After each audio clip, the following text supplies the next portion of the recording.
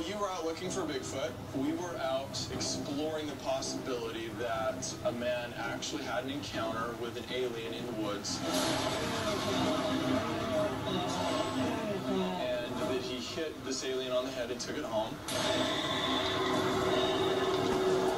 So here's what happened.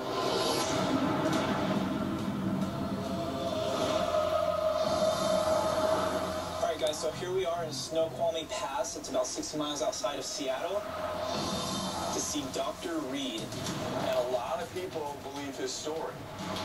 Yeah, I'm excited to be able to finally get his side of the story face to face.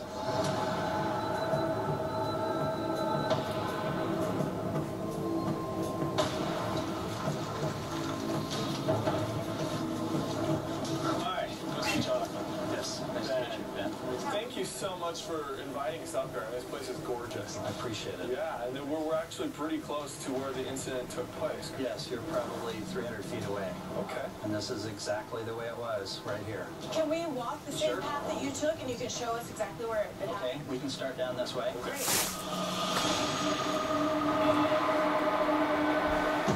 When I came here that day, right up here through that opening in the trees is where I came over and I saw my dog entangled with this thing, and my dog was screaming for her life.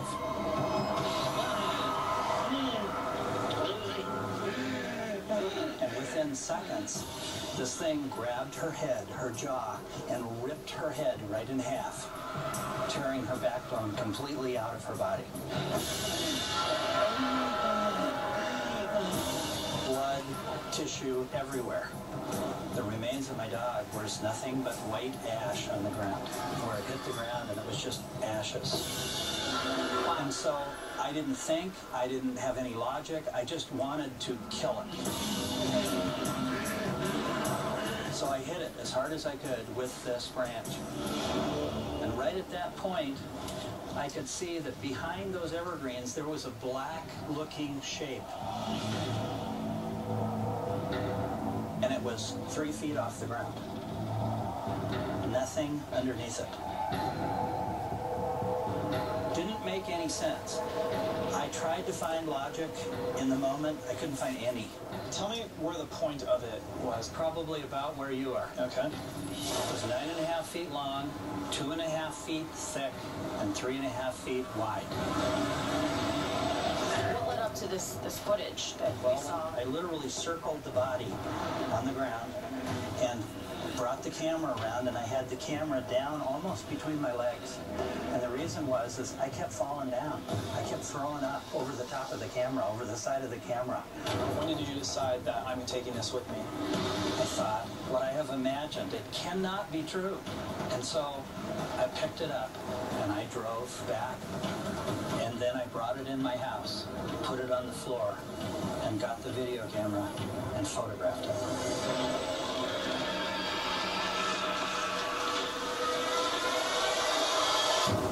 Well, John, you're right. This is an amazing story. I really, really appreciate it. Thank you very much. Thank you. We're going to stick around and run some experiments, examine the ground. Yeah, we'll meet up with you probably before we check out town. Thank you so much. Thank you very, very much. Appreciate it. We have some really good stuff to work with here. He's given us a whole lot of information. I say we go back to the car, grab some of our equipment, and we'll start here. Sounds good. The story is really far-fetched. But, you know, he never said that his story made sense, only that it did happen, and that the video that we're seeing is evidence of it. And so I think we need to focus on trying to recreate that video.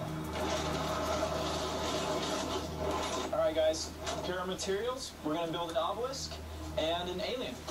Let's get it out. If you want to grab that side, this thing's pretty heavy.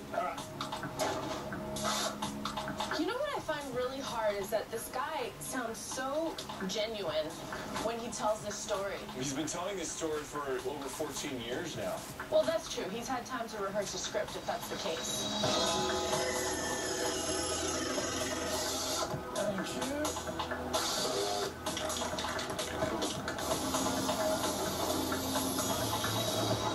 All right, looks like we're ready, guys.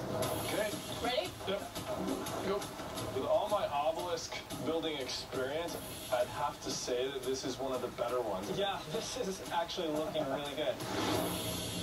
Now we've just got to make it float. That's going to be the challenge. All right, now that we're finished with the obelisk, I want to show you guys this alien creature that I made. Let me go get it.